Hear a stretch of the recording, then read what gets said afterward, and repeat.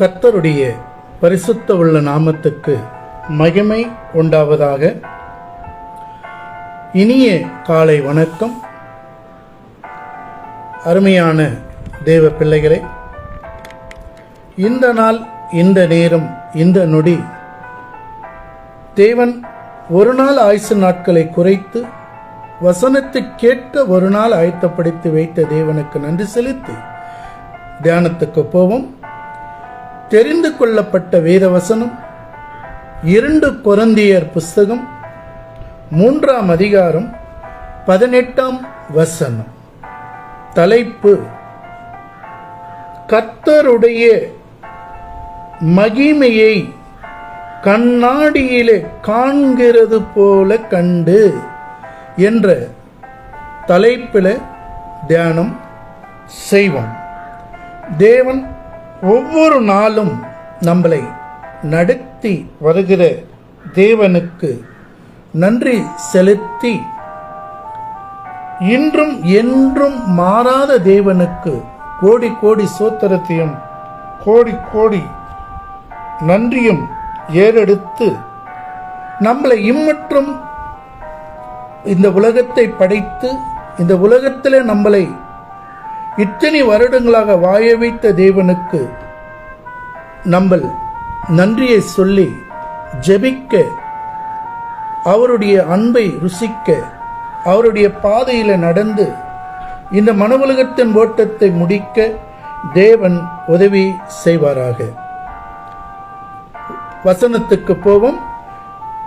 2 கொரிந்தியர் புஸ்தகம் 3ஆம் அதிகாரம் 15ஆம் வசனத்தை கேட்போமா தேவ பிள்ளைகளே? 15ஆம் வசனத்தை எழுதி கொள்ளுங்கள். 2 கொரிந்தியர் புஸ்தகம் 3ஆம் அதிகாரம் 15ஆம் வசனத்தை கேட்போம். மோசேயின் ஆகமங்கள் வாசிக்கப்படும் போது இந்நாள் வரைக்கும் முக்காடு அவர்கள் இருதயத்தின் மேல் இருக்கிறதே. அப்போஸ்தலர்கள் பவுல் இந்த 2 கொரிந்தியர் புஸ்தகத்தில் பழைய ஏற்பாடு மோசேயை நினைவு கூர்ந்து இந்த இடத்துல பேசுகிறார். ஏன் இந்த வார்த்தையை பேசுகிறார் என்பதையும் கூர்ந்து ஆராய்ந்து அறியத்தக்க பிள்ளைகளாக இன்றைக்கு தேவன் என்ன நம்ம மூலியமாக பேச போகிறாரோ அதை கேட்டு வேத வசனத்தின் வெளிச்சத்தில் நடக்க ஒவ்வொரு நாளும் நம்மளை தகுதிப்படுத்துவாராக. மோசேயின் ஆகமங்கள் வாசிக்கப்படும் போது ஒரு வார்த்தை சொல்லுகிறார், கேளுங்கள் என்று. இந்நாள் வரைக்கும் முக்காடு அவர்கள் இருதயத்தின் மேல் இருக்கிறதே என்று சொல்கிறார். எத்தனையோ வார்த்தைகள் சொல்லி இதை விவரிக்க இருக்கிறது. ஆனாலும் மோசேயை ஏற்றுக்கொண்ட அந்த 12 கோத்திர பிள்ளைகள், சில பிள்ளைகள் இயேசு கிறிஸ்துவை ஏற்றுக்கொள்ளவே இல்லை. ஏனென்றால் வேத வசனத்தின் வெளிச்சத்திலே பழைய ஏற்பாட்டில் இருந்த சதிசெயரும் பரிசேயர்களும் இழந்து போய்விட்டார்கள் என்று நம்ம சொல்ல வேண்டும். ஏனென்றால் மோசேயை ஏற்றுக்கொண்ட தேவர்கள் பிள்ளைகள் அவர் சொல்லிருந்த தீர்க்கதரிசி புஸ்தகத்தில் இருக்கிற தீர்க்கதரிசி வசனங்களை அறியாமல் போனதனால மேசியா வருவார் என்று சமாரிய ஸ்திரீ விசுவாசித்து அவர் கூட பேசினது போல யூதர்கள் பரிசேயர்கள் ஒரு நாளும் தன்னுடைய காதை கொடுத்து அவருடைய வார்த்தைக்கு கீழ்ப்படிந்து கேட்கவில்லை.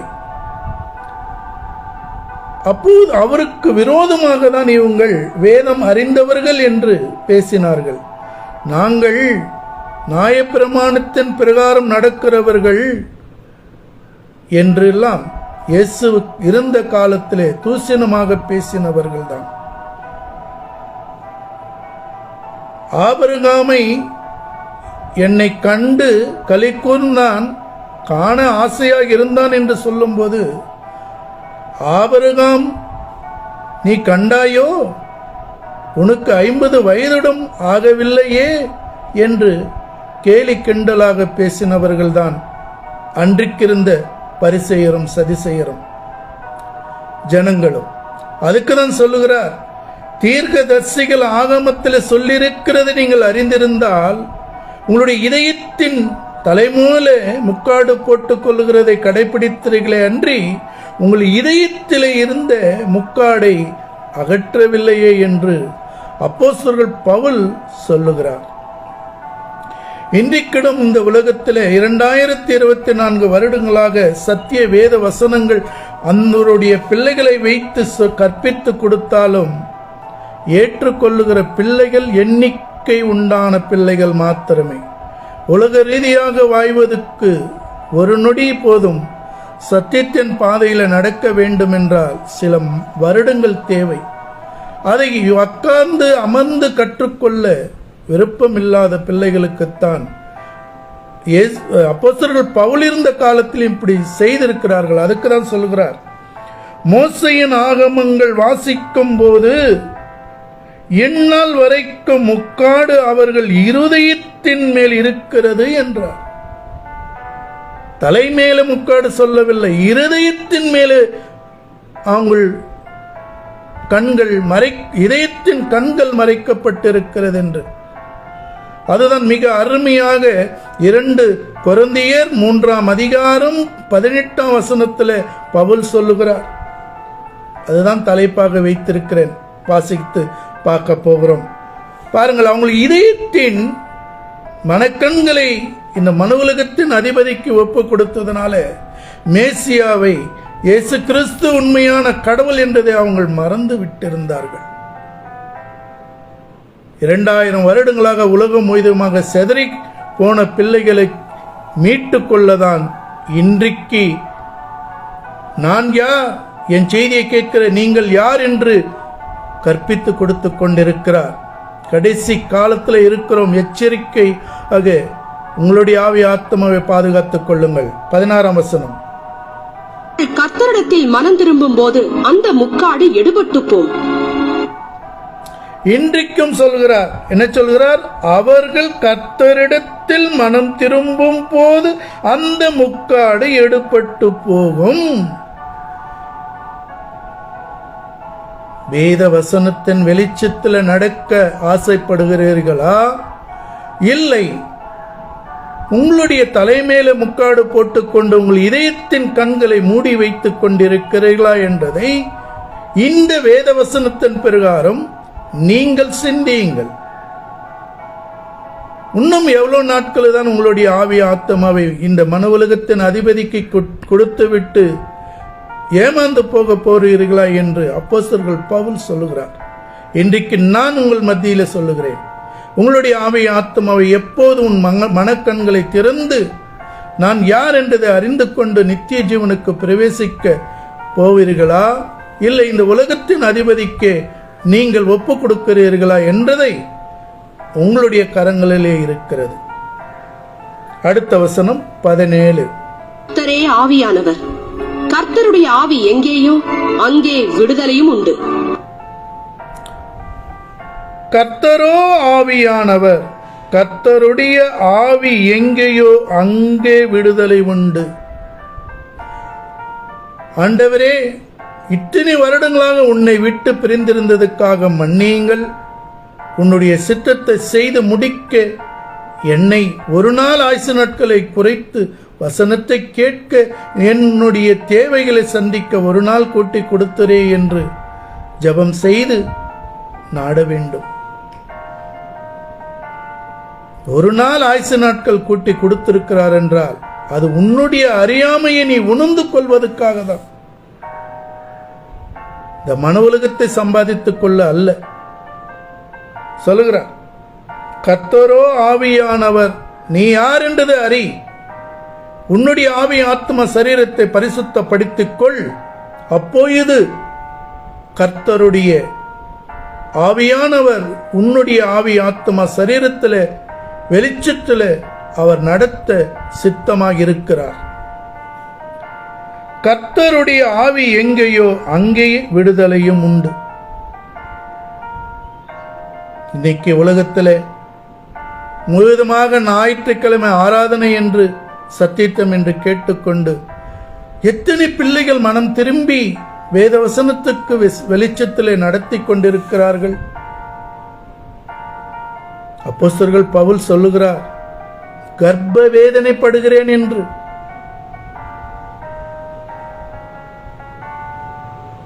உங்களுடைய ஆவி ஆத்மாக்கு நீங்கள் பொறுப்பு. 18 எல்லாரும் திறந்த முகமாய் கர்த்தருடைய மகிமையை கண்ணாடியிலே காண்கிறது போல கண்டு ஆவியாயிருக்கிற கர்த்தரால் அந்த சாயலாகத்தானே மகிமையின் மேல் மகிமையடைந்து மறுரூபப்படுகிறோம். தியானத்துக்காக கொண்டு எடுத்துக்கொண்ட 2 கொரிந்தியர் புஸ்தகம் 3ஆம் அதிகாரம் 18ஆம் வசனம் மற்றொரு முறை கேளுங்கள். நாம் எல்லாரும் திறந்த முகமாய் கர்த்தருடைய மகிமையை கண்ணாடியிலே காண்கிறது போல கண்டு ஆவியாயிருக்கிற கர்த்தரால் அந்த சாயலாகத்தானே மகிமையின் மேல் மகிமையடைந்து மறுரூபப்படுகிறோம்.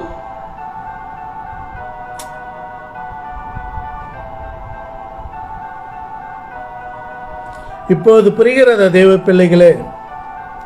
தலைப்பு இந்த வசனத்தை எடுத்துக்கொண்டேன்.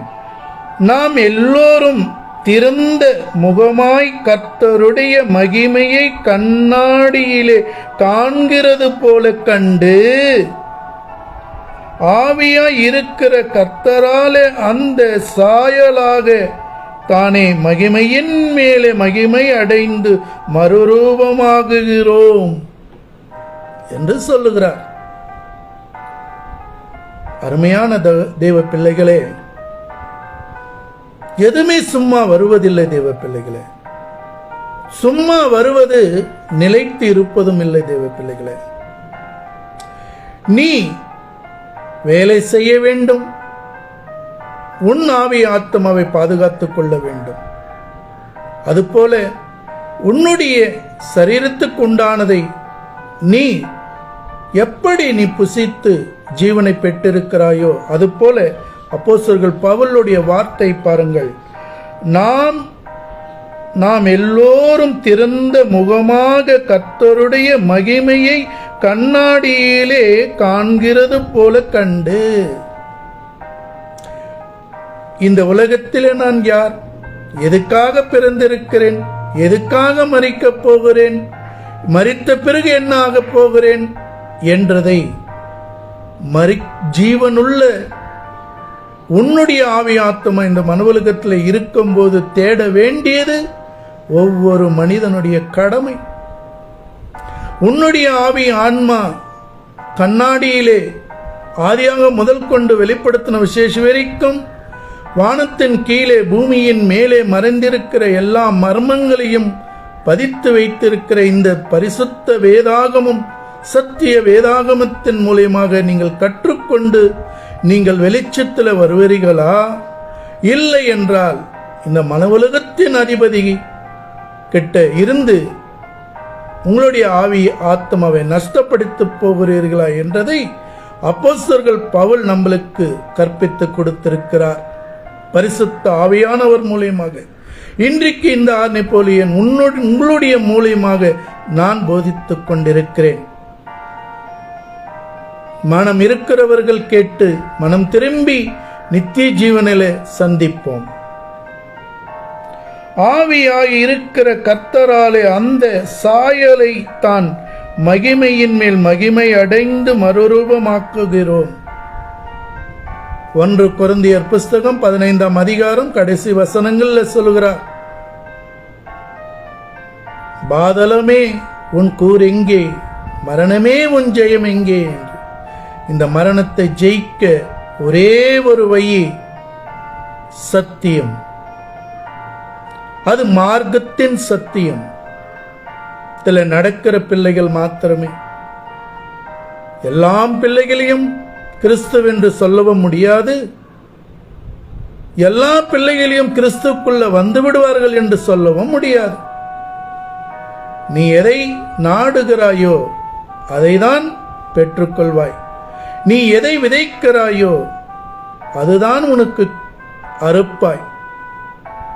அதுக்காக தான் பகலும் இரவும் இருக்கிறது, பிறந்த நாள் இருக்கிறது, மரிக்கிற நாளை நினைவு கூர்ந்து மறுரூபம் அடைய வேண்டும் என்றதுதான் இந்த அடியனுடைய ஜெபமும் விண்ணப்பமும். நீங்கள் நித்தியமாக கடவுளுடைய சமூகத்தில் இருக்க வேண்டும், நிஜவடித்தில் சேர வேண்டும் என்றதுதான் இந்த செய்தி. இதற்கு தொடர்புண்டான வசனத்தையும் எடுத்துக் கொள்ளுங்கள். எபேசியர் புஸ்தகம் 4ஆம் அதிகாரத்தை எடுத்துக் கொள்ளுங்கள் தேவ பிள்ளைகளே. 4ஆம் அதிகாரம் 14ஆம் வசனத்திலிருந்து மறுபடியும் அப்போஸ்தலர்கள் பவுல் என்ன நம்மளுக்கு ஆலோசனை கொடுக்கிறார், எதுக்காக இந்த ஆலோசனை என்றதை தேவன் வழி நடத்த நம்மளுக்கு நல்ல ஒரு வாய்ப்பு தேவன் கொடுத்திருக்கிறார். எபேசியர் புஸ்தகம் 4ஆம் அதிகாரம் 14ஆம் வசனத்தை கேட்போமா? இனி குழந்தைகளாய் இராமல் மனுஷருடைய சூதும் வஞ்சிக்கிறதற்கு ஏதுவான தந்திரமும் உள்ள போதகமாகிய பலவித காற்றினாலே அலைகளைப் போல அடிபட்டு அலைகிறவர்களாய் இராமல் தெளிவாக 2 கொரிந்தியர் 3ஆம் அதிகாரம் 15 முதல் 18 வரைக்கும் கடவுளுடைய மகிமையை சொல்லுகிறார். இப்போது எபேசியர் புஸ்தகம் 4ஆம் அதிகாரம் 14ஆம் அதிகாரத்தில் இருந்து மனிதனுடைய அறியாமையை வெளிப்படுத்துகிறார். பார்ப்போமா? நாம் இனி குழந்தைகளாயிராமல் நிக்க வைக்கிறார்.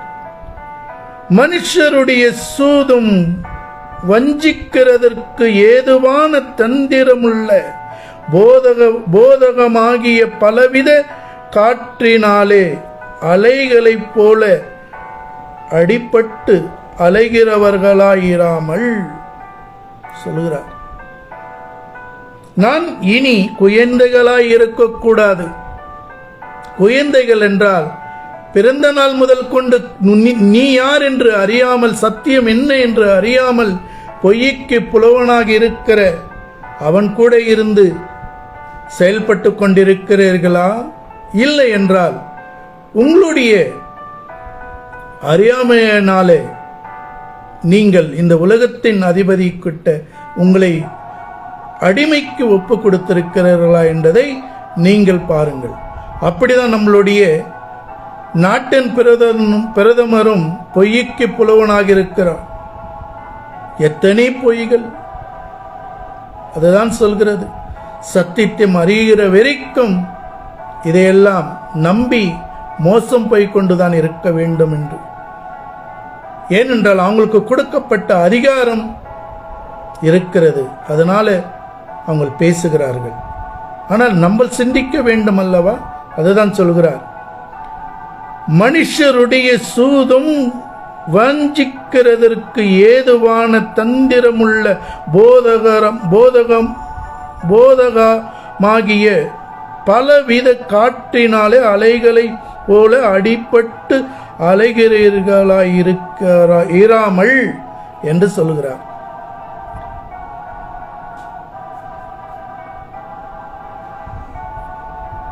சமுத்திரத்திலே அலைகள் காற்று மூலியமாக அலைந்து கொண்டே இருக்கும், இரவும் பகலுமாக. ஆனால் ஒரே மாதிரி அலை அடித்துக் கொண்டிருந்தால் எந்த பிரச்சனையும் இல்லை. அளவுக்கு மீறி அமிர்தமும் விஷம் என்று சொல்வது போல சூறாவளி காற்றோ புயலோ ஏற்பட்டால் எவ்வளவு சேதம் என்றதை அறிந்திருக்கிறோம்.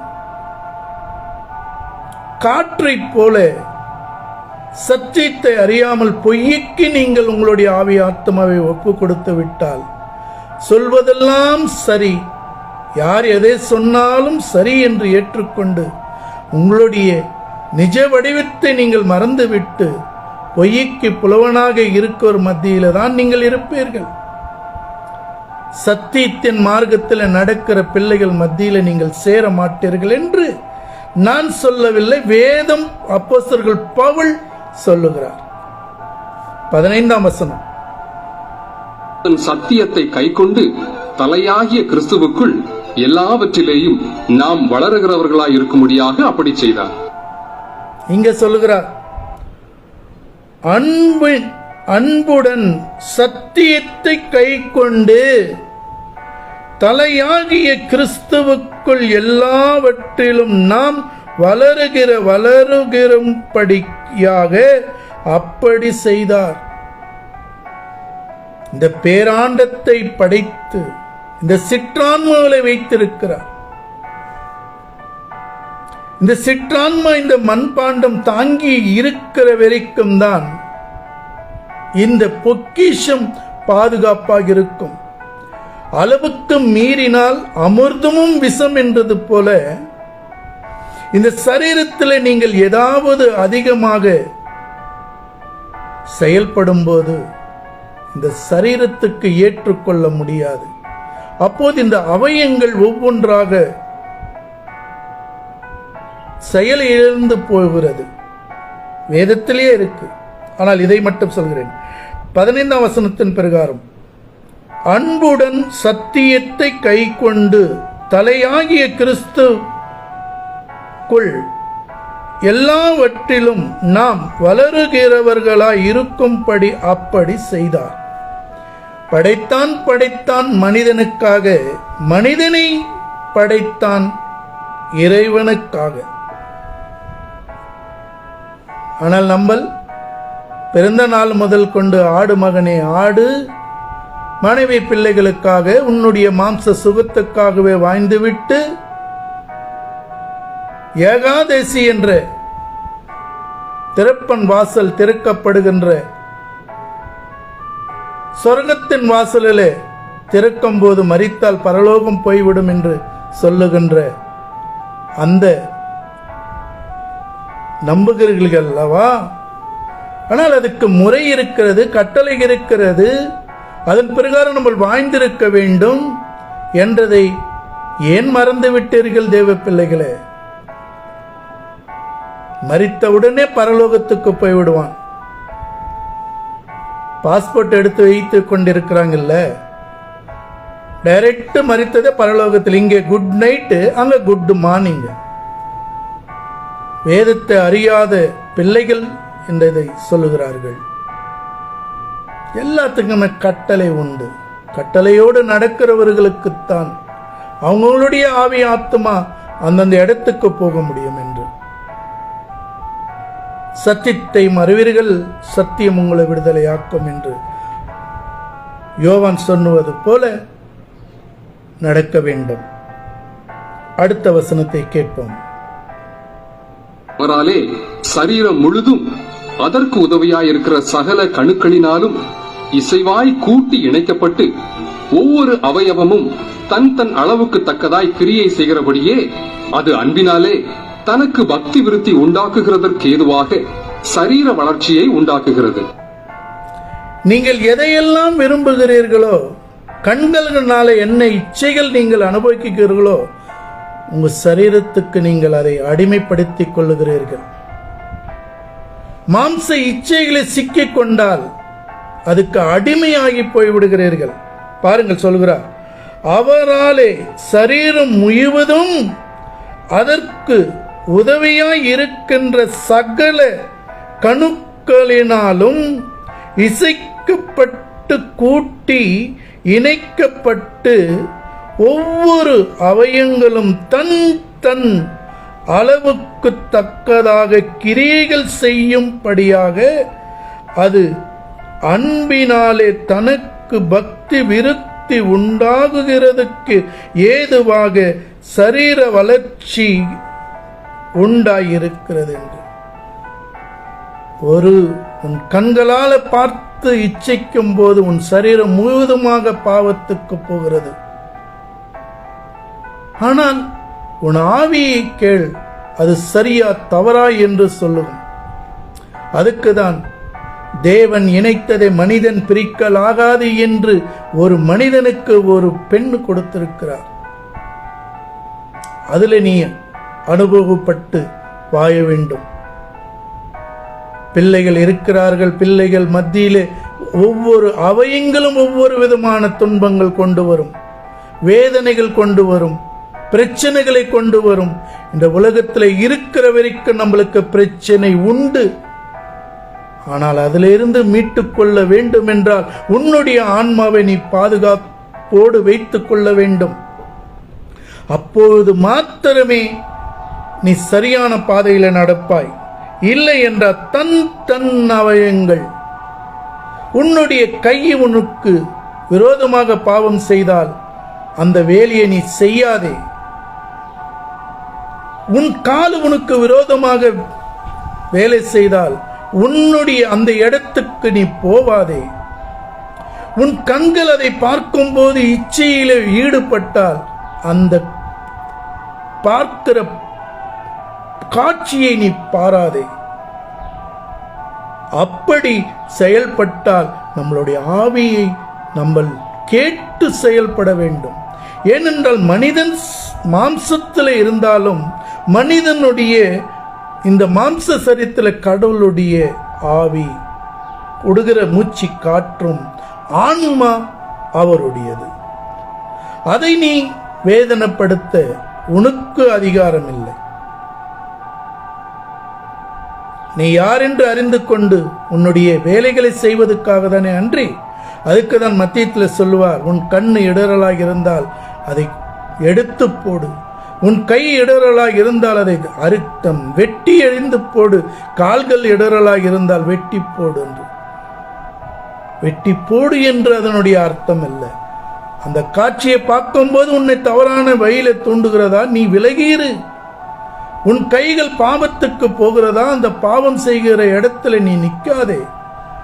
உனக்கு விரோதமான இந்த உலகத்தில் உன் கால்கள் போகிறதா, அந்த இடத்துல நீ போகாதே.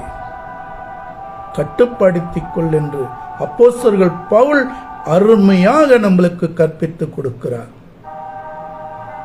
பரிசுத்த ஆவியானவர் மூலியமாக இரவும் பகலுமாக பாடுகள் மத்தியில வாய்ந்த அப்போஸ்தலர்கள் பவுல். பாடுகளே வேண்டாம் என்றால் எப்படி நடக்கும்?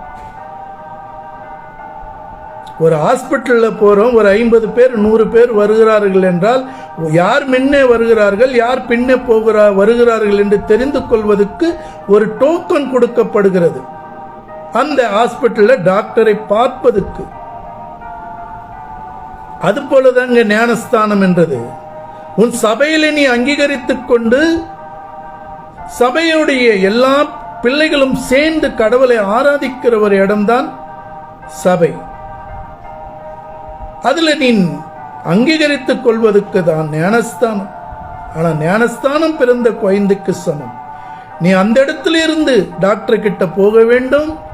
டாக்டர் சொல்லுகிற மருந்தை பெற்றுக்கொண்டு அந்த 3 வேலையோ 2 வேலையோ சாப்பாட்டுக்கு முன்னாடியோ இல்லை சாப்பாட்டுக்கு ஆன பிறகோ எடுத்துக்கொண்டு உன்னுடைய சரீரத்தை சுத்தப்படுத்திக் கொண்டு அந்த ஆலோசனை பெற்றுக்கொண்டு நீ வர வேண்டும். அவ்வளவுதாங்க. ஞானஸ்தானம் எடுத்து விட்டால் பிரச்சனை இல்லையா? அப்ப டாக்டருடைய டோக்கன் வாங்கிவிட்டு டாக்டர் சந்திக்காமல் வந்து விட்டால் உன்னுடைய நோய்கள் குணமாகி விடுமா? அதுபோல ஞானஸ்தானம் என்றது ஒரு டோக்கன் போல. அதுக்கு மேல டாக்டரை அவருடைய சத்திய வேத வசனத்தின் வெளிச்சத்தில் நீங்கள் வாழ வேண்டும். ஒரு டாக்டர் சொல்லுகிறார், ஒரு இடத்துல காயமாகிவிட்டால் அந்த இடத்துக்கு மாத்திரம்தான் நம்ம ஏதாவது ஆயில்மெண்ட் போட முடியும்.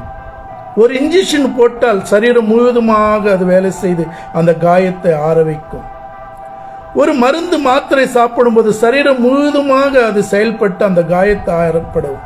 அதுபோல ஆதியாக முதல் கொண்டு வெளிப்படுத்தின விசேஷ வரைக்கும் வானத்தின் கீழே பூமியின் மேலே மறைந்திருக்கிற உண்மைகளை அறிந்து கொண்டால் நீ தவறான வழியில நடக்க மாட்டாய் என்று அப்போஸ்தலர்கள் பவுல் சொல்லுகிறார். இதோ இன்றைக்கு இந்த அடியேனும் உங்கள் மூலியமாக இதை சொல்லுகிறேன். வேத வசனத்தின் அடிப்படையில் சிந்தியுங்கள், செயல்படுங்கள் தேவ பிள்ளைகளே.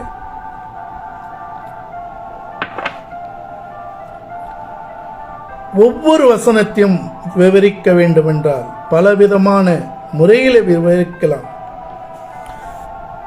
ஒரு நேரத்தில் ரெக்கார்டிங் செய்து கொண்டிருந்தேன், அரவர் கொடுத்து கொண்டிருந்தேன், அப்பையும் எனக்கு நேரம் பத்தவில்லை. இப்ப லைவாக எடுக்கிறேன், அப்பையும் எனக்கு நேரம் பத்தவில்லை. ஏனென்றால் 41 மணி நேரத்துக்கு மேலே போனால் கேட்கிற பிள்ளைகள் இல்லை. ஏனென்றால் காலையில இருந்து சாயங்காலம் வரைக்கும் டிவி முன்னாட சீரியல்கள் முன்னாட உட்கார்ந்துகிறதுக்கு டைம் இருக்கிறது. ஆனா சத்திய வேத வசனத்தை 1 மணி நேரம் தியானம் செய்ய இந்த உலகத்தில் மனிதர்களுக்கு நேரம் இல்லை. அதனால நாங்களும் எவ்வளவு குறுகி சொல்ல முடியுமோ சொல்லி முடிக்கிறோம். வேத வசனத்தை விவரிக்கிறது தான் எங்களுடைய வேலையை அன்றி யாருடைய மனது புண்படுத்த வைக்கிறது எங்களுடைய வேலை அல்ல. இதுதான் சத்தியம் என்று விவரித்து சொல்லுகிறோம். ஒரு வசனத்தை பலவிதமாக தியானம் செய்யலாம், அதுக்குண்டான நேரம் வேண்டுமே. அதுதான் நாங்களும் சொல்கிறோம். முடிந்த அளவுக்கு நாங்கள் விவரிக்கிறோம். உங்களுடைய நித்திய ஜீவனுக்கு பிரவேசிக்க தன் அவயங்கள். ஒரு ஹாஸ்பிட்டலுக்கு டாக்டர் போய் கொடுக்கிற மாத்திரை மருந்து சரியாக 1 வாரமோ 10 நாளோ 3 நாளோ கொடுக்கிற மாத்திரை அந்த நாள் வரைக்கும் எடுத்துக்கொள்ள வேண்டும். இல்லை ஒரே வாட்டியாக ஒரே நாளில் முயங்கி விட்டால் ஓவர் டோஸ் ஆகிவிடும். உன் அவயங்கள் எல்லாம் பிரச்சனைகள் மத்தியில் மாட்டிக்கொள்ளும். நான் அந்த நோவை அனுபவித்திருக்கிறேன். எவ்வளவு நீ மாத்திரை சாப்பிடுகிறாயோ அவ்வளவு தண்ணி குடிக்க வேண்டும். எவ்வளவு மாத்திரை உன் சரீரத்தில் செயல்பட வேண்டால் அவ்வளவு உணவு சாப்பிட வேண்டும். எல்லாத்துக்குமே அளவிற்கு தேவ பிள்ளைகளே. அந்த அளவோடு நடந்து கொண்டால் தான் நம் சரீரம், நம்மளுடைய ஆவி ஆத்மா சரீரத்தை சரியாக வைத்துக் கொள்ள முடியும். சரீரத்துக்கு எவ்வளவு முக்கியத்துவம் கொடுக்கிறீர்களோ அதுக்கு பல 100 மடங்கு உங்களுடைய ஆவி ஆத்மாக்கு முக்கியத்துவம் கொடுங்கள்.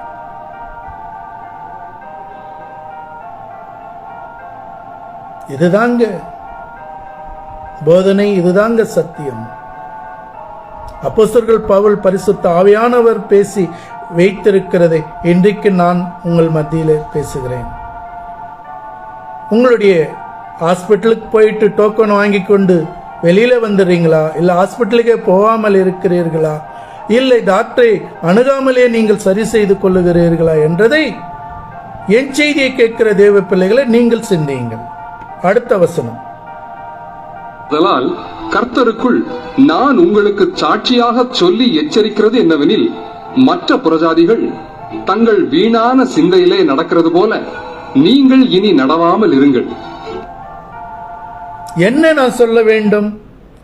ஆதலால் கர்த்தருக்குள் நான் உங்களுக்கு சாட்சியாக சொல்லி எச்சரிக்கிறது என்னவென்றால், நான் அங்க சொல்றேன், நானே எழுதி வைத்திருக்கிறேன், சொல்ல வேண்டியது என்னுடைய கடமை அல்லவா? ஆம், இது என்னுடைய வேலை, நான் செய்து கொண்டிருக்கிறேன். கேட்கிற பிள்ளைகள் கண்டித்து இன்றைக்கு பேசினால் சபைகளிலிட இன்றைக்கு விசுவாசிகள் இருப்பதில்லை. குடும்பங்களில் இன்றைக்கு கண்டித்து பேசினால் தாயை தகப்பன் பெற்றோர்களுக்கு ஒருவருக்கு ஆவதில்லை. அதுதான் அப்போஸ்தலர்கள் பவுல் சொல்லுகிறார், ஆதலால் கர்த்தருக்குள் நான் உங்களுக்கு சாட்சியாக சொல்லி எச்சரிக்கிறது என்னவென்றால், இதுதான் சத்தியம், இதுதான் வழி என்று நாங்கள் சொல்லுகிறோம். மற்ற புறஜாதிகள் தங்கள் வீணான சிந்தனையை நடக்கிறது போல நீங்கள் இனி நடவாமல் இருங்கள். சொல்லுங்க, நான் கிறிஸ்து மதத்தில் இருக்கிறியா, மார்க்கத்தில் இருக்கிறியா? சாட்சியாக எச்சரித்து அப்போஸ்தலர்கள் பவுல் பரிசுத்த ஆவியானவர் சொல்லுகிறார். புறஜாதிகள் சொல்லுகிறார், அதுதான் சொல்லுகிறேன். மறுபடியும் என் செய்தியை கேட்கிற தேவ பிள்ளைகள், ஆதியாகமம் 6ஆம் அதிகாரத்தில் 3 விதமான மனிதர்கள் உலகத்தில் வாழ்ந்து கொண்டிருக்கிறார்கள். சர்பத்தின் பிள்ளைகளும், சர்பத்தின் வித்தின் பிள்ளைகளும், ராட்சசருடைய வித்தின் பிள்ளைகளும், மனித வித்தின் பிள்ளைகளும் இருக்கிறார்கள். நேரம் வரும்போது அது 3 விதமான செய்திகளை நான் கொடுக்கிறேன். ஏனென்றால் அப்போதான் நீங்கள் தெரிந்து கொள்வீர்கள் புற ஜாதிகள் என்றால் யார் என்று. உலகத்தில் 750 கோடி ஜனங்கள் இருந்தாலும் 1/3 பங்கு ஜனம்தான் ரட்சிக்கப்படுவார்கள். சத்தியத்தை சத்தியவண்ணமாக கேட்பார்கள். அது கிறிஸ்தவனாக இருக்கட்டும், இந்துவாக இருக்கட்டும், முஸ்லிமாக இருக்கட்டும், அந்நிய மதங்களாக இருக்கட்டும். மார்க்கத்தில் வழியில நடக்கிறவன் தான் அவன் சேர வேண்டிய இடத்துக்கு போய் சேருவான். சென்னையில இருந்து ட்ரெயின் டெல்லிக்கு போக வேண்டும் என்று இந்த கவர்மெண்ட் அவனுக்கு அந்த ட்ரெயினுக்கு அனுமதி கொடுத்திருந்தால் அதுக்கு தான் போக வேண்டும். அந்த ரூட்டை விட்டு மதுரைக்கு போக அவனுக்கு பர்மிஷன் இல்லை. இந்த வார்த்தை எத்தனை விதங்களாக நீங்கள் பிரித்துக் கொள்ளுங்கள். அவன் கொடுக்கிற அவனுடைய இடத்துக்கு அவன் போய் சேர வேண்டுமே அன்றி ட்ரெயின் தண்டவாளம் இருக்கு என்று பஸ் ரூட் இருக்கு என்று எங்கே வேணாலும் போவதற்கு இந்த கவர்மெண்ட் அவங்களுக்கு அனுமதி கொடுக்கவில்லை. சொன்ன நேரத்தில் சொன்ன இடத்துல அந்த பிள்ளைகளை கொண்டு போய் சேர்க்கிற ஒரு டிரைவர் தான் bus driver, train driver, flight driver. அவனுக்கு சென்னையிலிருந்து டெல்லிக்கு போக வேண்டும் என்றால் அந்த பிளைட் டெல்லிக்கு மட்டும்தான் பர்மிஷன் இருக்கு. அடுத்த வழியை மாறி போவதற்கு அவனுக்கு வழி இல்லை. அதுதான் சொல்லுகிறார், எல்லா பிள்ளைகளும் ரட்சிக்கப்படுவார்கள் என்று. என் செய்தியை கேட்கிற எல்லா பிள்ளைகளும் மனம் தெரிந்து விடுவார்கள் என்று நான் சொல்லவில்லை. தேவன் முன்குறித்து வைத்திருக்கிற பிள்ளைகள் நிச்சயமாக மனம் திரும்புவார்கள். பாடுகள் மத்தியில வாழ்கிற மனிதன் நித்திய ஜீவனை பெற்றுக் கொள்வான். இந்த உலகத்தின் அதிபதி கிட்ட மாட்டிக்கொண்டால் இந்த உலகம் இருக்கிற வரைக்கும், உன் ஆயுசினால் இருக்கிற வரைக்கும் அனுபவித்து வாழலாம். அடுத்த செய்தி, அடுத்த வசனத்தை கேட்போம். புத்தியில் அந்தகாரப்பட்டு தங்கள் இருதய கடினத்தினால் தங்களில் இருக்கும் அறியாமையினாலே தேவனுடைய ஜீவனுக்கு அந்நியராயிருந்து. இங்க இன்னும் தெளிவாக அப்போஸ்தலர் பவுல் விவரிக்கிறார். அவர்கள் புத்தியிலே அந்தகாரப்பட்டு தங்கள் இருதயத்தின் கடினத்தினால் தங்களில் இருக்கும் அறியாமையினாலே தேவனுடைய ஜீவனுக்கு அந்நியராயிருந்து. சொல்லுங்கள் தேவ பிள்ளைகளே, இந்த வார்த்தைக்கு என்ன சொல்ல போகிறீர்கள்? இந்த செய்தியை கேட்டு பிற மக்களுக்கு ஷேர் செய்யுங்கள். யூடியூப்லையும் பேஸ்புக்கிலையும் வருகிறது என்னுடைய செய்தி. திங்கட்கிழமை, புதன்கிழமை, வெள்ளிக்கிழமை சப்ஸ்கிரைப் செய்து கொள்ளுங்கள். உங்களுடைய இருப்பிடம் உங்களுடைய போன்களை உங்கள் நேரம் கிடைக்கும் போதெல்லாம் கேட்டு உங்களுடைய ஆவி ஆத்மாவை பலப்படுத்திக் கொள்ளுங்கள். இது பிற மக்களுக்கு ஷேர் செய்யுங்கள். ஒரு லைக் பண்ணி வழி நடத்துங்கள். இத்தனை பேர் பார்க்கிறார்கள். நன்றாக இருந்தால் வேத வசனத்தின் அடிப்படையில் சொல்லுங்கள். தவறு இருந்தால் எனக்கு தெரியப்படுத்துங்கள். நானும் மனிதன்தான். என்னை நான் பரிசுத்தப்படுத்திக் கொள்ள நானும் ஆயத்தமாக இருக்கிறேன்.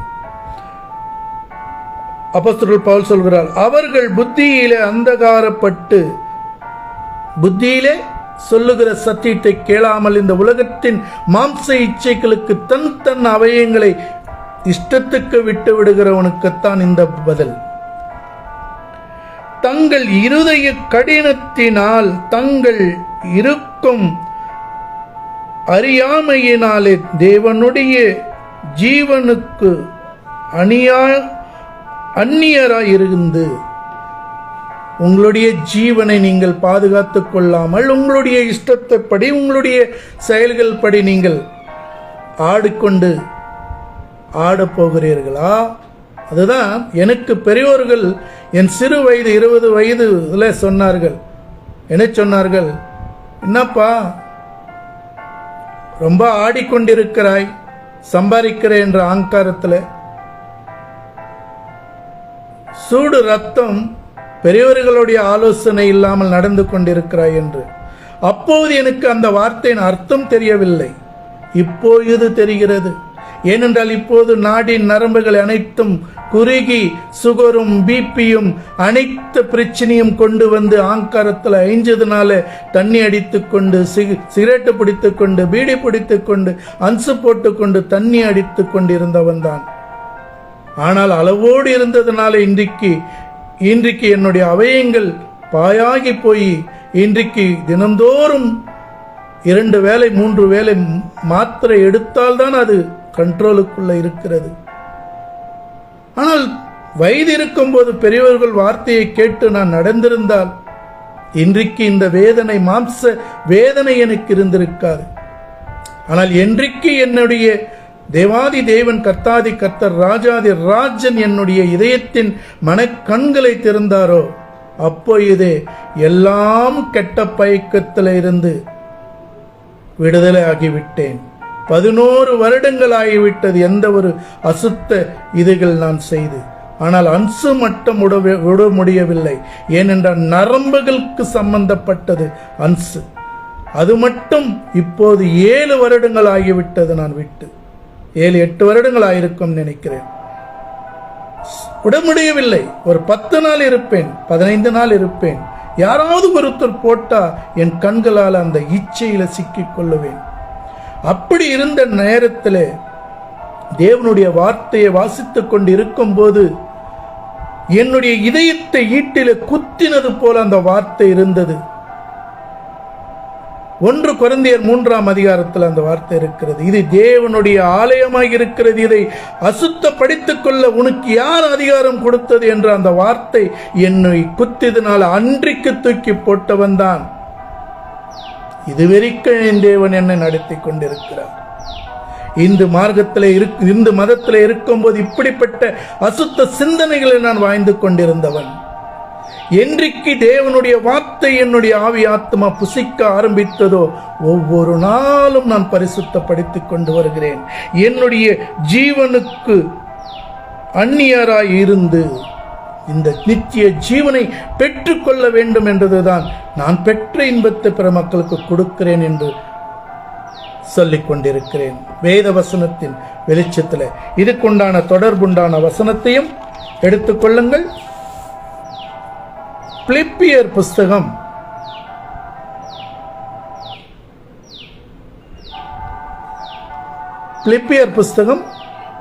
1ஆம் அதிகாரத்தை எடுத்துக் கொள்ளுங்கள் தேவ பிள்ளைகளே.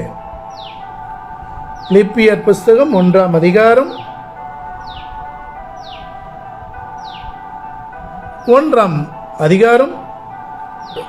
3ஆம் வசனத்தை கேளுங்கள். இதற்கு தொடர்புண்டான வசனம். உங்களுடைய ஜீவனை பெற்றுக்கொண்டு நீங்கள் நடக்க வேண்டும் என்றால் இதுதான் வழி.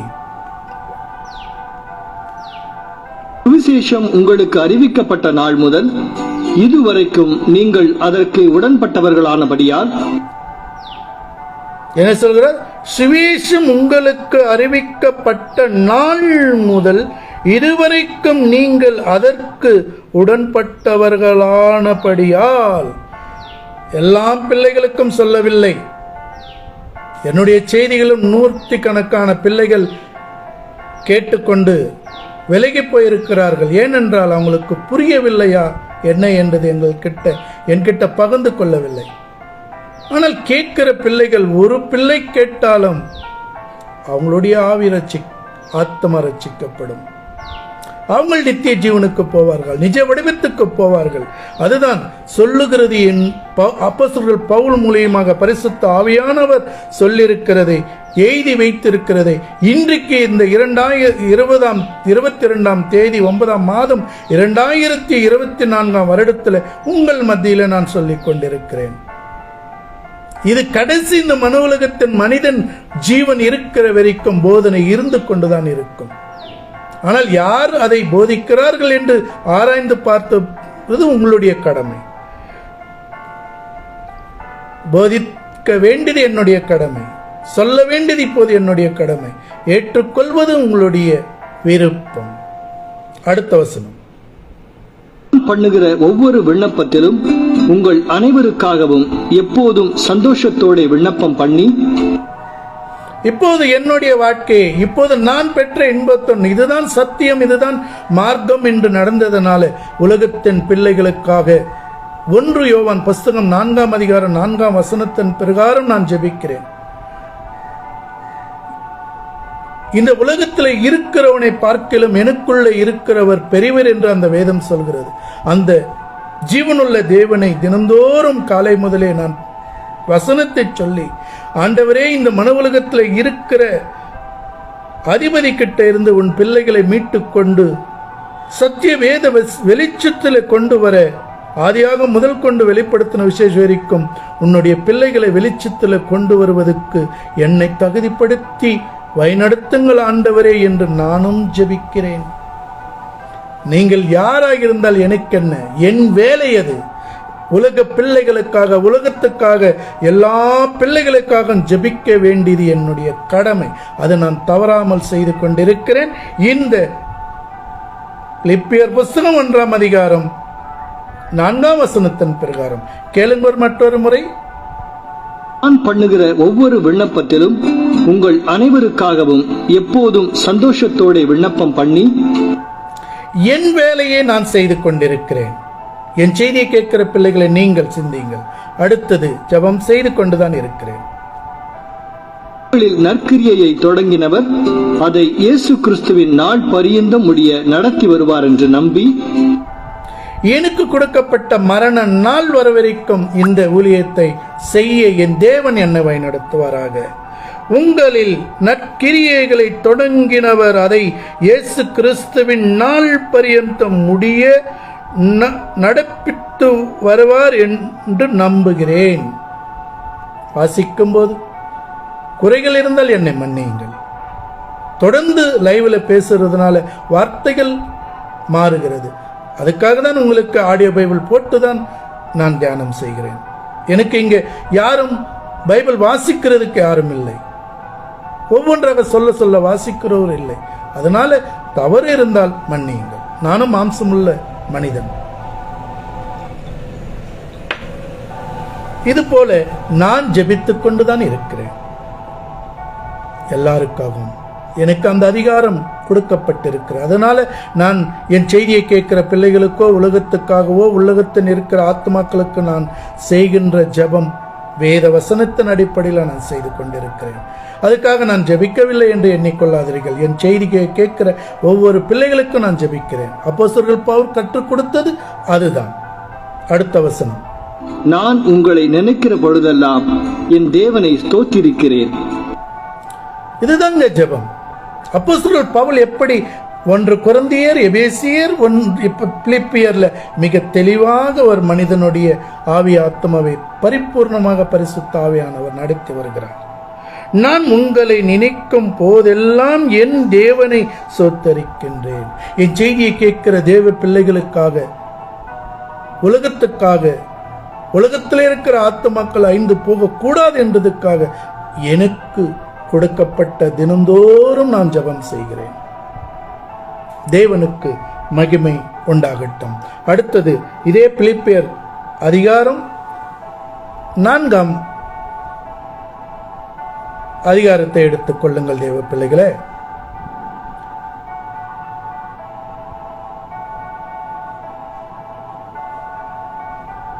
நான்காம் அதிகாரம் 4ஆம் வசனத்தை கேளுங்கள்.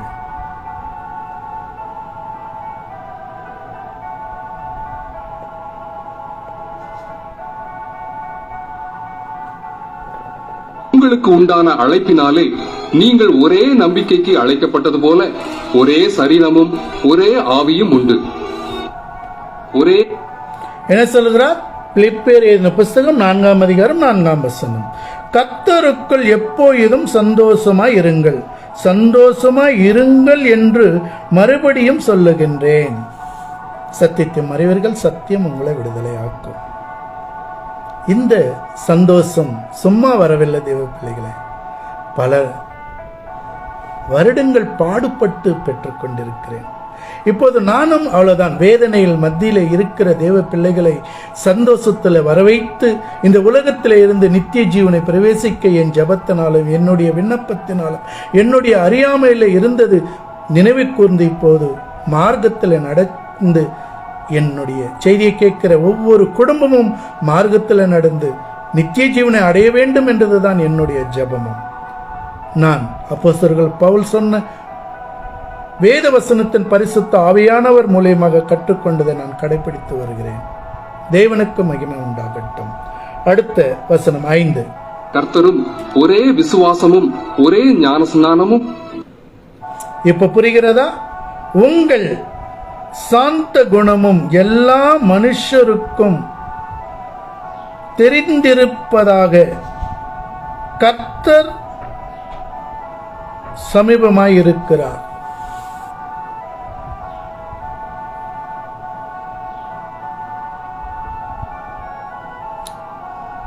ஒரே கர்த்தரும் ஒரே விசுவாசமும் ஒரே ஞானஸ்நானமும்.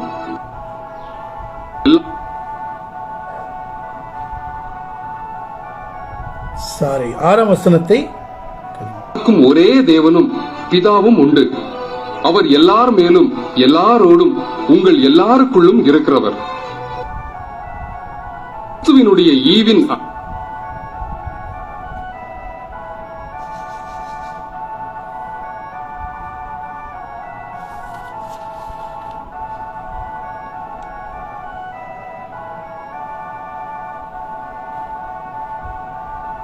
உங்கள் சற்குணம் எல்லா மனுஷருக்கும் தெரிந்திருப்பதாக கர்த்தர் சமீபமாய் இருக்கிறார் என்று பிலிப்பியர் புஸ்தகம் 4ஆம் அதிகாரம் 5ஆம் வசனத்தில் சொல்கிறார். என்னுடைய சொல்ல வேண்டிய கடமையை நான் சொல்லிக் கொண்டுதான் இருக்கிறேன். ஏற்றுக்கொண்டு அதன் பிரகாரம் நடக்க வேண்டியது உங்களுடைய கடமை. அதே போல பிலிப்பியர் 4ஆம் அதிகாரம் 13ஆம் வசனம், என்னை பலப்படுத்துகிற கிறிஸ்துவினாலே எல்லாவற்றையும் செய்ய எனக்கு பலனுண்டு. எங்க இதை நான் பேசுகிறேன் என்றால் அந்த தகுதி எனக்கு இருக்க வேண்டும் அல்லவா? என் தேவன் எனக்கு அதை கற்பித்து கொடுத்திருக்க வேண்டும் அல்லவா? இல்லை என்றால் எப்படி நான் பேச முடியும்? என்னை பலப்படுத்துகிற கிறிஸ்துவினாலே எல்லாவற்றையும் செய்ய எனக்கு பலனுண்டு. ஆதியாகமத்தில் இருந்து வெளிப்படுத்தின விசேஷம் வரைக்கும் என்னென்ன அதிகாரத்தில் எந்தெந்த வசனத்தில் எப்பப்பெல்லாம் நான் படித்து அது நன்றாக இருக்கிறது என்று சொல்லும் போது உங்கள் மத்தியிலே நான் பேச வருகிறேன். தேவனுக்கு மகிமை உண்டாகட்டும். என் செய்தியை கேட்கிற தேவ பிள்ளைகளை பிற மக்களுக்கு ஷேர் செய்யுங்கள். உங்களுடைய நித்திய ஜீவனுக்கு வருவதற்கு இது ஒன்றே வழி. நானே வழியும் சத்தியமும் ஜீவனுமாக இருக்கின்றேன். என்னை இல்லாமல் ஒருவரும் பிதாவிடத்தில் வர முடியாது. அந்த பரலோக பொக்கிஷத்திலே உங்கள் நிஜ வடிவத்திலே போய் சேர முடியாது. உன் வீட்டிலே அந்நியவன் ஒருவன் உங்க வீட்டுக்குள்ள வந்தா விட்டு விடுவீர்களா? விடமாட்டீங்கல்ல? அதே போலதான் அவருடைய பிள்ளைகளுக்கு மாத்திரமே அந்த இடத்துல இடம் உண்டு. ஆனால் எல்லா மனிதர்களுக்கும் அவங்களுடைய நிஜ வடிவம் பரலோகத்தின் பொக்கிஷத்தில் இருக்கு. என் பிதாவின் வீட்டில் அநேக வாசஸ்தலங்கள் உண்டு, உங்களுக்காக ஆயத்தப்படுத்துகிறேன், நீங்கள் முடித்துவிட்டு ஓட்டத்தை முடித்துவிட்டு வா என்றுதான் சொன்னாரே அன்றி இல்லை என்று சொல்லவில்லை. தேவனுக்கு மகிமை உண்டாகட்டும்.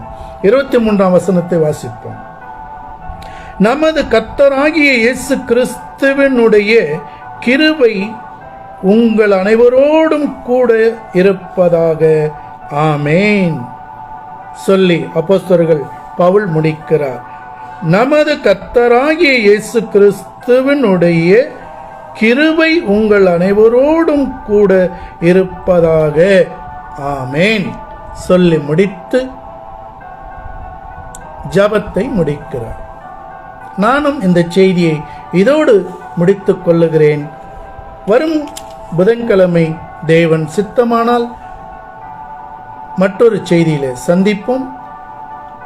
இந்த வார்த்தையை கேளுங்கள், கேட்டு பிற மக்களுக்கு ஷேர் செய்து கொடுக்கிற செய்திகளை ஒவ்வொன்றும் நேரம் இருக்கும் போது, ஒரு செய்தி நான் பதிவிடும் போது 2 நாட்கள் கேப் இருக்கிறது. 2 நாட்களில் நீங்கள் கேட்டு பலம் பெறுங்கள். எனக்காக இல்லை, உங்களுக்காக ஒரு அவர் தேவனுக்கு செலவு செய்யுங்கள்.